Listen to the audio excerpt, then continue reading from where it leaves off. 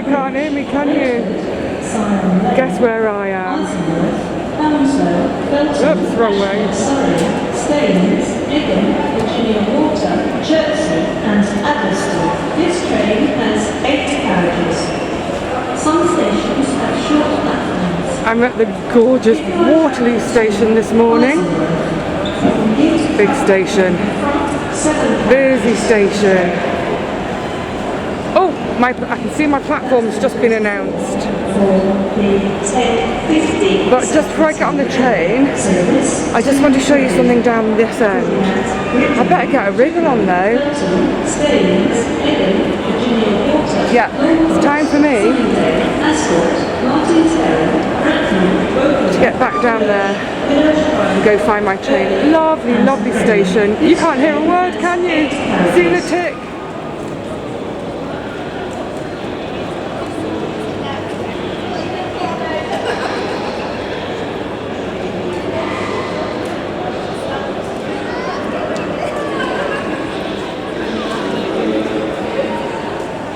And above it, oh, let me put back up again. Sorry, wrong way.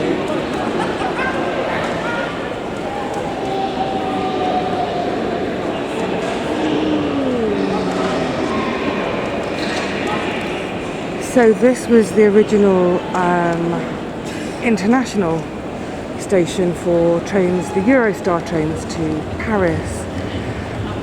So when the Eurostar line, the Channel Tunnel, when it first opened, they didn't get the international railway all the way up to King's Cross, so it started here, which was very handy for me.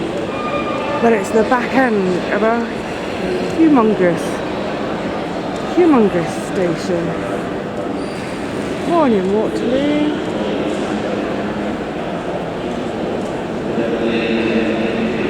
Look at this, all this. This is all the original Victorian ironwork.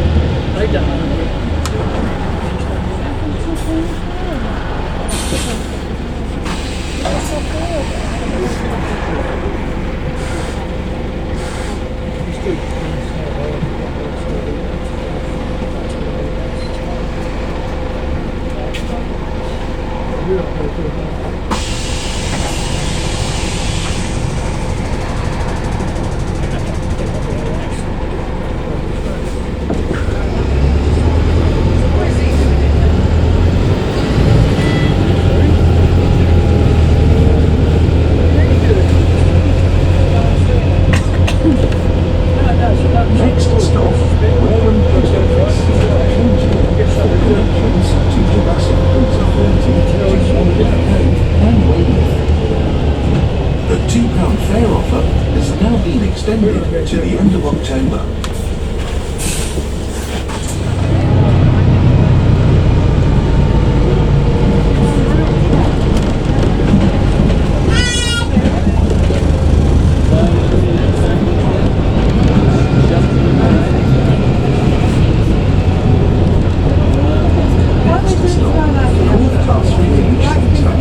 A 19 for castle entrance and Swanage railway.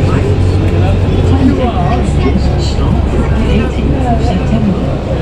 All details, visit the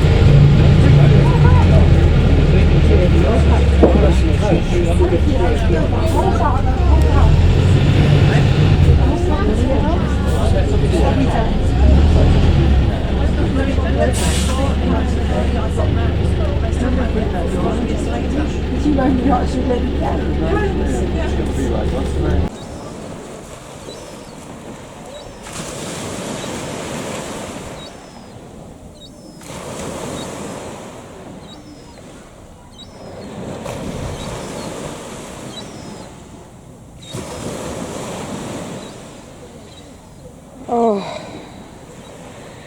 finally. What a day. Can you see the Isle of Wight? Oh.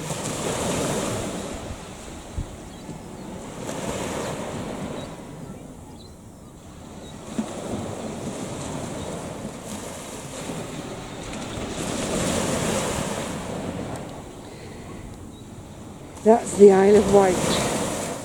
The white cliffs glowing in this afternoon sun.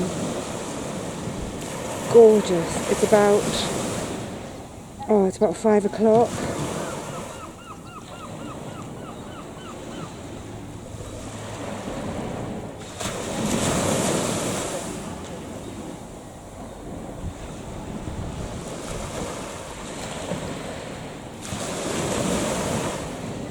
Well, that was like a bit fast. I very much need this sound, this sight. Over there, that's the old pier and the new pier and the bell tower. And right behind, it's right behind over here, it's Peveril Point. It's a long bay.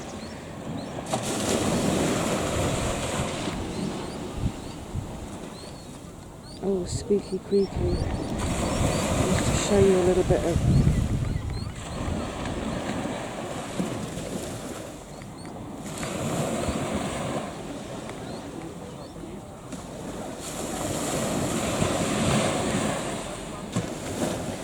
that's also where the lifeboat house is.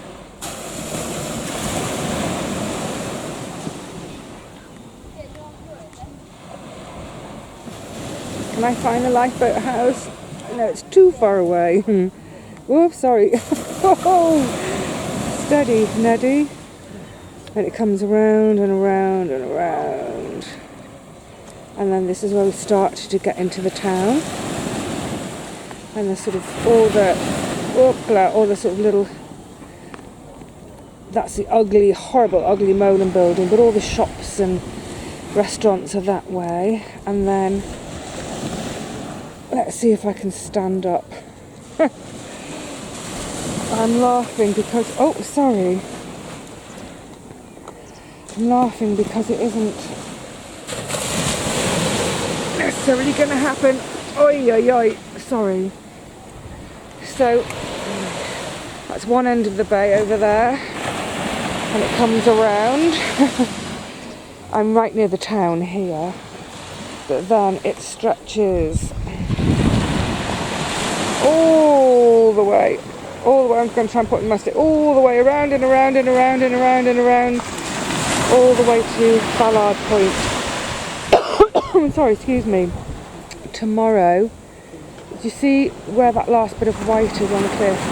That's where I'm going to attempt to get to tomorrow. I honestly, I don't know if I'll manage it, but I'm jolly well going to try. That's right up near where my grandparents used to live. Oh, and here comes the wind. Let me stand in the lee of, this is an ice cream shelter, ice cream hut. I'm just going to stand in the shelter of it. See if it helps with the wind. Forgive my zooming, I don't do it very much.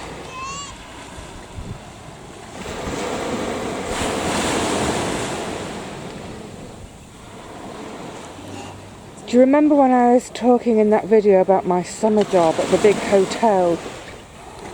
That's it, right in the middle of the shot now, the red building with the white gables. That there. And if we carry on around just slightly, do you see, hang on, I'm going to have to try and point, but my finger's going to be big and fat because I'm on Zoom. Let's see what happens. Sorry. Do you see this line of trees here? And that white building towards the end, behind there is where my grandparents used to live. So that's the last of the beach huts, and it's this section of beach that I want to go to tomorrow. Because the tourists don't ever go there. It's quite sort of big rocks at that end. I'm gonna pan out again so you can hopefully get an idea of where. Oh, sorry, so quickly. I'm so sorry. So this is all the you know what? This is obviously the sandy. And can you hear a word I'm saying? I'm sorry. Oh, it doesn't matter. It's more about this gorgeousness.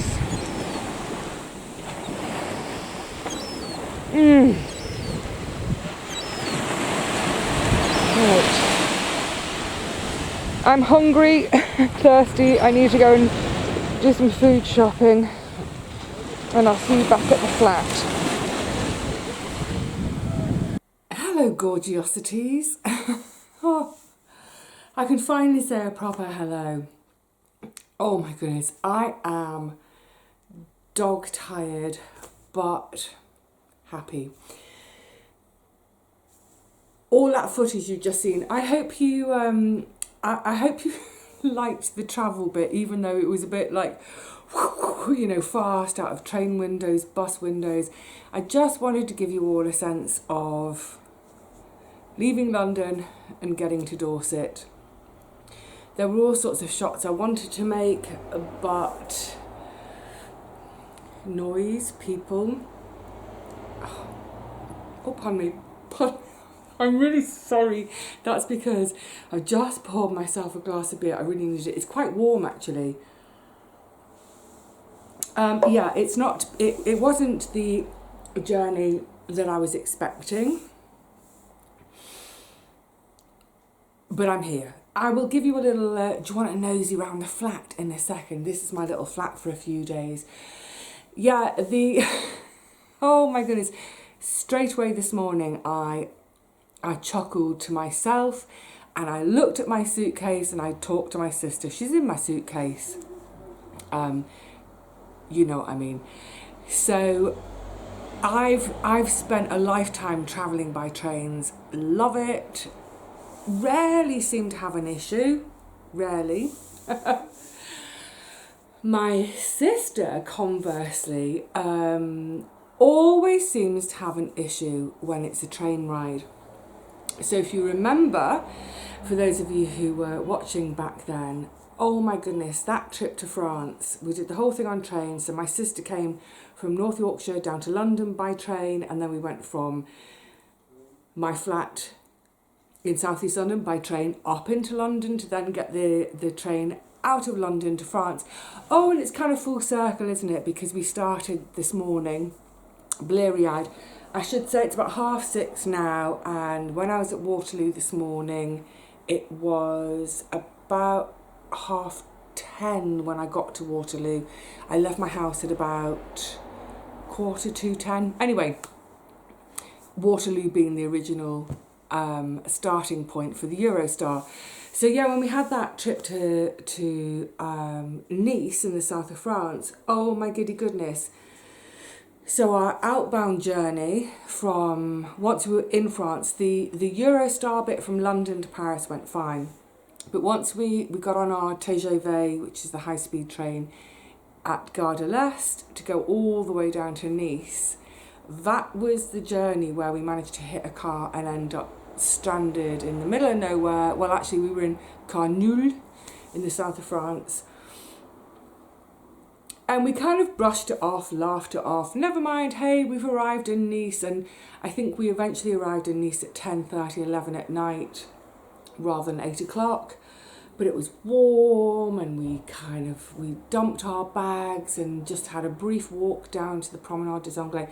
But then on the way home, oh my giddy goodness, more issues. And to cut a long story short, we got onto the Eurostar to come home with literally 2 minutes to spare. As in, we sat in our seats on the train, and 2 minutes later the doors shut and we were off. The pair of sweating like roasting pigs. Anyway, so my sister's got this idea that she never has any luck with trains. And then once we got home to London, she stayed overnight with me, and then the next day was due to travel from King's Cross, which is, oh God, so sorry, which is a journey I have made so many times because it's the journey I make to go and see her. And I always allow myself an hour and a half, but knowing what she's a bit of a nervous traveller in terms of making the connections and all that. So I said, look, okay, give it 2 hours. I mean, you'll end up standing at the station for an hour, but no. She was freaked out by the France trains.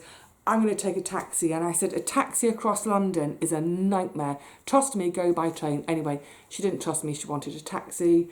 How long will it take? And I said, oh, give it an hour and a half, So she said, I'll give it 2 hours. Anyway, needless to say, tons of traffic. The reason I'm saying all that is because back to this morning, I got to the station, I got there in plenty of time. My train hadn't been announced at that stage. So first thing I did, go off and find the loos, use the loo. They've moved them, they're miles away. So from the time I got off the tube at Waterloo to walking through Waterloo, down a lift, to the loos and back up, 20 minutes. If you need to spend a penny at Waterloo, give yourself plenty of time. Anyway, so then my platform number came up, and it was number 13. And I looked at my suitcase and I said to my sis, are you kidding? Platform 13, are you bringing your bad train luck with me today? Anyway, so I got on the train, off we go. And again, it's a train I've taken so many times over the years. Less so obviously in recent years, but there were times when I was doing it every single weekend when I was getting down to my nan after she had a fall and broke one of her wrists. Another time she fell and broke her hip, It's changed a bit. So I'm sitting on the train and suddenly there's an announcement to say that after Poole, so my train goes on beyond, it kind of gets a bit more rural beyond. Only the front 5 carriages will continue to my destination. And of course I'm sitting in carriage 7. So I get all messed up. And of course, once upon a time, that wouldn't have bothered me at all. But these days, when I've got my little backpack on with all my camera equipment, my book and my packed lunch for the train, I've got my suitcase and my walking stick. It's like, ah! Anyway, so I get into the first 5 carriages. The first carriage I hit is first class, never mind, I carry on, and I get into the quiet coach and I think, brilliant, sit down. There's a ton of blokes in there, I think it's a work to do outing. Wow, really loud. Anyway, so I moved. Let's just say, and then we got delayed, there was a signal failure. So I got down here in the end, it was about 20 minutes late, but that's fine because my bus connection was 40 minutes. So I wasn't too worried. But about half, and it takes about 2 hours, 20 minutes to 2.5 hours normally without a delay. And about halfway through the trip, I thought, oh, I need the loo again. The loo was broken on the train, couldn't even get in. So I thought, never mind, I'll hold on, because when I get to Wareham, it's a beautiful little station. It's a grade 2 listed station.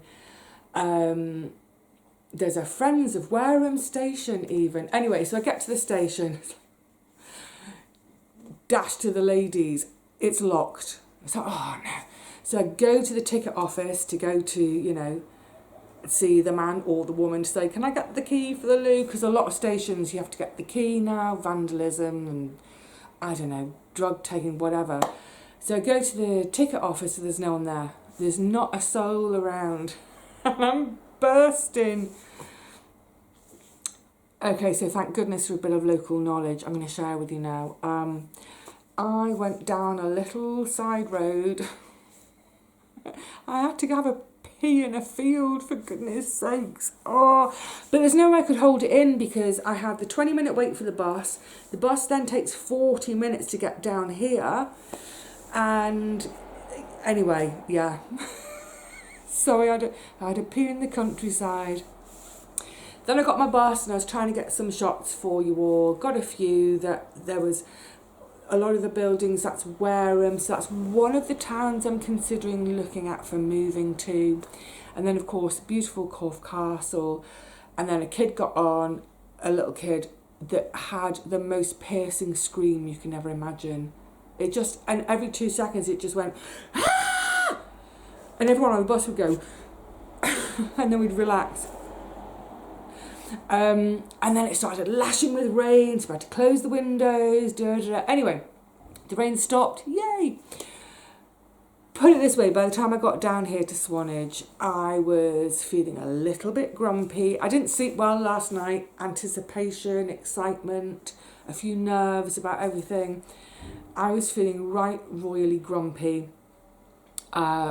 First thing I wanted to do when I got to Swanage, where the bus terminates, it's the old railway station where they now have the Heritage steam train line.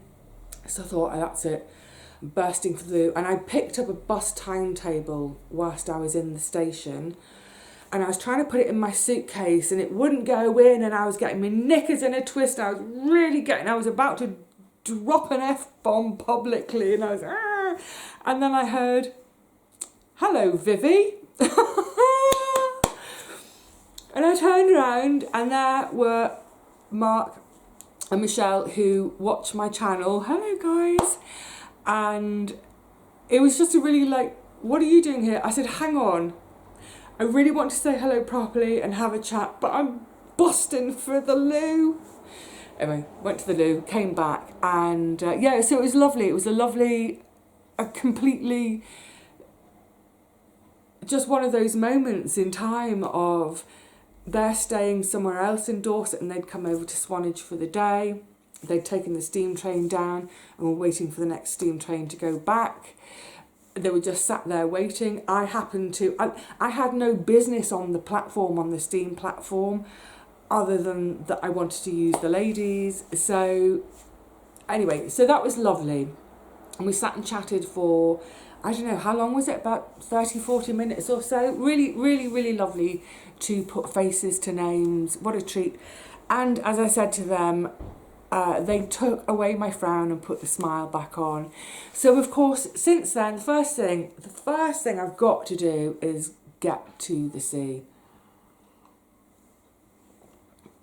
As we were approaching on the bus, because we came through my grandparents' old village, it's high up.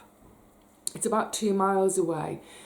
And the sun, oh my goodness, because I was looking east towards Swanage and in the distance the Isle of Wight. So of course behind me is the west, is the sun getting lower. So it was hitting the white cliffs of the Isle of Wight, and it was glowing. And everyone on the bus, everyone was remarking. Lots of locals on the bus. People saying, wow, look at the Isle of Wight, look at the sun, whoa. Beautiful. So I couldn't wait, having seen Mark and Michelle, I couldn't wait to get down to the sea itself. really lovely. I've had a quick whiz around town in terms of, there are only 2 main shopping streets really, with a few little branches off. So I had a quick little whiz around, you know, are shops still here that I remember? You know, businesses come and go, don't they? Yeah, I just had a mooch for about an hour or so, and then suddenly was like, my legs are killing me, I need to come back home. So having been on the beach, I've been to one of the little supermarkets. I've got myself a pizza. I haven't had a pizza in so long, but I thought, you know what, I'm going to put the oven on. I don't put the oven on at home, I'm going to put this oven on. I've paid enough for this flat. Yeah, I'm going to put the oven on and have a pizza later. And, of course, a little beer. And, yeah, I'll tell you what I'll do. I'll show you the flat, and then I'm going to quickly round up, because I'm, like, my reflections, my coming here today, I'm a bit weirded out. I'll explain that after we've had a little look around the flat. So come on, I'll show you around. So this is obviously the kitchen. It's sort of tucked in the corner. Weirdly, for ages I was looking for the fridge, and it's the same layout as my kitchen, as in, there's the cooker, there's the fridge, there's the washing machine. So very basic setup. I haven't even looked yet to see properly what equipment I've got, but you can see it's all one room. Oh, it is 6:30 now. So it's then the living room. Actually, let me come over here and put the window to my back, but it's quite nice to have that little window. So I've got my computer set up because, yeah, unfortunately, while I'm here, I am going to have to work. It's not, as much as I would like it to be a holiday, it's not a holiday. Although, you know, I'm going to make the most of it, and I'm going to relax while I'm here. So, yeah, very, very simple little flat. What's weird is the floor, obviously underneath, is concrete. I'm on the first floor, and I'm not used to walking on a flat that's made on a concrete floor, because, of course, my flat at home is wood, creaking wooden floors. And you can see, is this, hold on, oh, hang on, I don't know how to operate blinds, obviously. How do I make it stay? Oh, that's it. So this is where I'm situated. That, you see that sort of circular building? That's the library. My grandma was a big fan of the library. That, and it shoots off up behind where that car's gone. That's the little old high street. There's not much on that high street these days. Obviously there's these buildings in front of it. Look at this one though. Look at, hang on a sec. Look at that dilapidated little building. I wonder how much that would cost to buy and refurb and make into a little home. I'm going to talk about the streets and which streets I can buy on. So yeah, it's really, really central. That high street, we go down another couple of steps. I mean, just a few steps there and we hit the sea, but it's more like the harbour end. And there's a road goes that way, which goes to the sort of the sandy beach, the beginning of the sandy beach. But yeah, I'm literally just one story up. Oh, nice bins. In a fairly quiet little back street. Well, put it this way, after my flat, it's going to feel very quiet. But it's not. It's like, it's almost like home from home, isn't it? With that kind of skyline of the sort of gables sticking up. Okay, so that's the living room. I might actually, while I'm, let's see, I'm not sure. I might pop into the library and see what gives in the library, what sort of events and stuff is going on. Because remember, this trip is so much, it's about my sister, but it's also about me having a recce about, what would it be like to live here? When I got off the bus, I kind of did a little gasp because the post office was shut, closed, as in closed, boarded up. I thought, oh no, they've lost their post office. They haven't lost it completely. it's moved to a much smaller premises. So, little hallway, bathroom. I'm not a fan of bathrooms without windows, but you know what? It will suffice. I haven't even unpacked yet. It will suffice. It'll do me. Let's turn that light off. Waste not, want not. Then a bedroom for me. I did actually mention to Richard and Paul to say, look, I'm hiring this place, I'm renting it. I wanted to rent it for a week, couldn't afford to, so it's just 3 days. But I said, come down if you fancy, because you can have the double bed, I'll have the little room. But obviously, the way things have gone for them, that's not going to happen. Couple of books. This is my Women in the RHS that I was reading on the train. Also, I've got to hand one of these kind of old classic crime books. This is was my sister's indulgence at Christmas. An old-fashioned cheesy crime novel, like from the 20s or 30s. And I bought this for her for next Christmas. I was being optimistic that she might hang around a bit longer. So I bought it for her for next Christmas. Obviously, she didn't last that long. So I brought it with me this weekend to read. So I can read that, a Christmas murder story, whilst I'm sitting on the beach with her. She's in there. I haven't unpacked yet. And then this little teeny tiny room. So there's no wardrobe in the double room. Look, I mean, I have to say, this is a very, very basic place. And then the other bed, crikey, you feel like you're in prison. And then that's the wardrobe for everybody. Oh, and it bashes the light. I mean, yeah, it's very, very, very basic. And honestly, I think, well, actually, I think in terms of square footage, it's probably about the same, not much bigger, hello, than my London pad. And I tell you what, the rent for 1 week here, like I said, I'm not doing a whole week, but the rent for 1 week on this place is more than my mortgage used to be for a whole month of my London flat. But you know what, never mind, I'm here. It's decent enough, it's really central, it's on a flat street, so it'll do. Right, let me park my backside again. I can't wait to get comfy. Oh, that's better. I'm going to sleep well tonight. Yeah, I'm mentioning the flatness of this road and talking about this little road because the thing about Swanage is it's, when I was showing you on the beach, I said there's Peveril Point, there's Ballard Point. Where those two headlands are, they're two ridges of hill. And where the town is, it sort of comes down, down, down, and there we've got the beach, and there's a little river in the middle of it. So most of the town is actually, it's really quite steep. A stone's throw from here, there's a little passageway up to somewhere I want to go, the Mill Pond, where my sister and I always went as kids. And we've got a whole series of photos from when we were teeny tiny nippers right up to,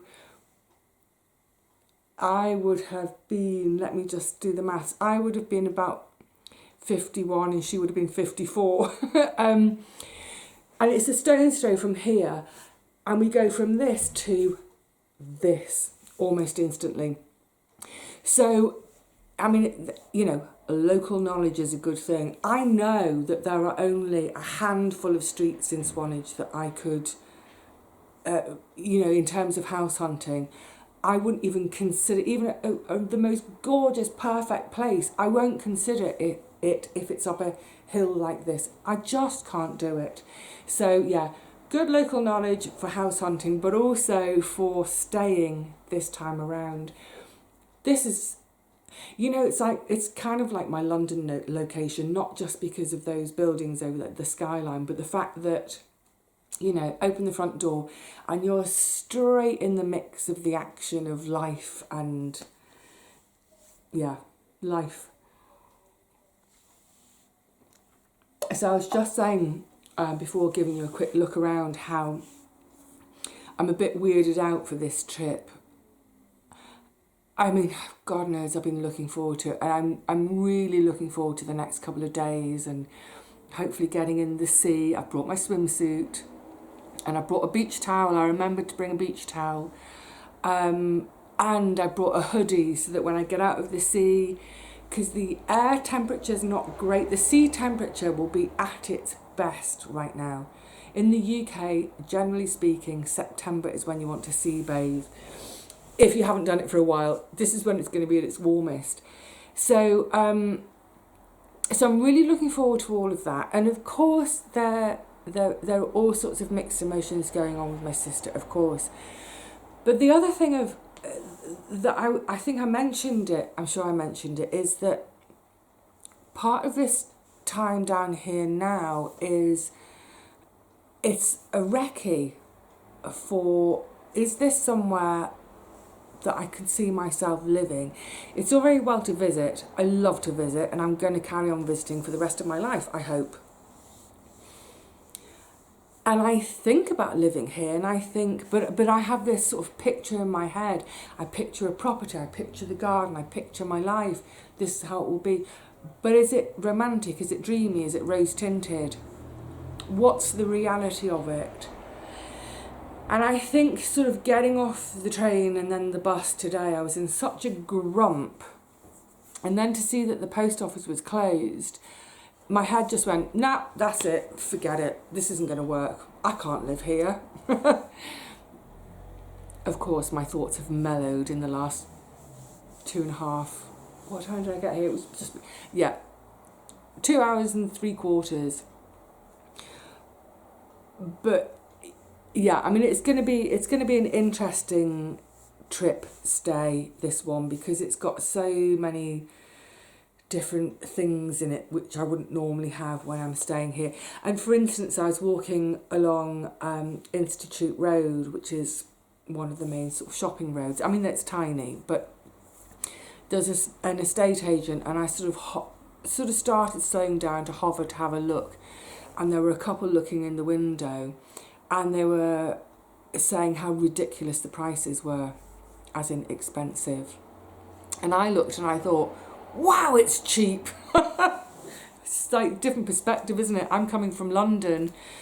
I don't know where they are, but for me, it's like, oh, you could buy a whole, not a whole house. Anyway, the point is, for me, it would be better value for money than staying in London, a slightly larger property. I'm not talking detached house with a load of land. No, I can't afford that, of course not. I'm talking about a flat, but maybe a 2-bed flat instead of a 1-bed flat. And I know someone commented the other day to say, oh, there's no way I could afford to live in Dorset. Well, you know, I'm not talking about chocolate box, picture, cottage, thatch roof, No, I can't afford that either. I'm talking about a flat in a town. Actually, the other night, a couple of nights ago, I will start to wrap up soon. I know it's gone on a while and I need to chill.